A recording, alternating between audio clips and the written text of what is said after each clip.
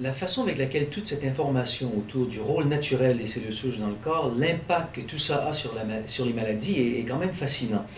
Pour comprendre de base de quoi tout ça ressort, il faut comprendre que presque toutes les maladies sont la conséquence d'une perte de cellules. Le diabète est la conséquence de perte de cellules qui font l'insuline. Le Parkinson résulte de la perte de cellules qui font la dopamine. L'hypothyroïdie résulte de la perte de cellules qui font les hormones donc thyroïdiennes. La dégénérescence maculaire et la perte des cellules dans la rétine. Donc à peu près n'importe quelle maladie de cette façon-là est la conséquence de pertes cellulaires.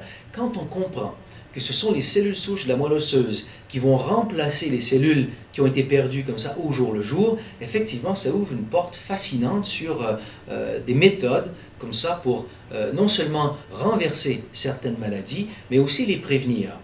Maintenant, ce qu'il faut comprendre, c'est que aujourd'hui, dans le monde scientifique en général, il y a un peu deux extrêmes un petit peu qui tirent. Il y a d'un côté les avant-gardistes qui vont vraiment pousser pour étudier le rôle des cellules souches dans le traitement de différentes maladies. Et aujourd'hui, on sait par exemple qu'on peut isoler, ce qui s'est fait d'ailleurs au Québec très récemment, on peut isoler des cellules souches de la moelle osseuse, les injecter au niveau du cœur, et ces cellules vont se transformer en cellules du cœur pour aider le cœur à se réparer.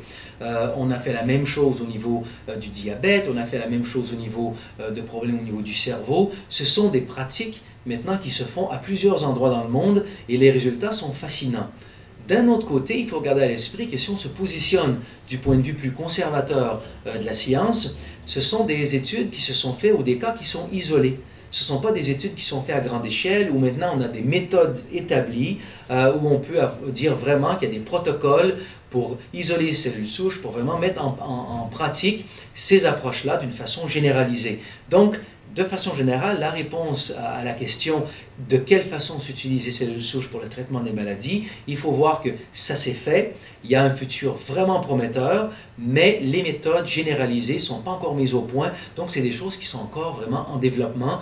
Je pense que c'est le futur de la médecine et ça va être là bientôt, mais encore une fois, tout ça est toujours en développement.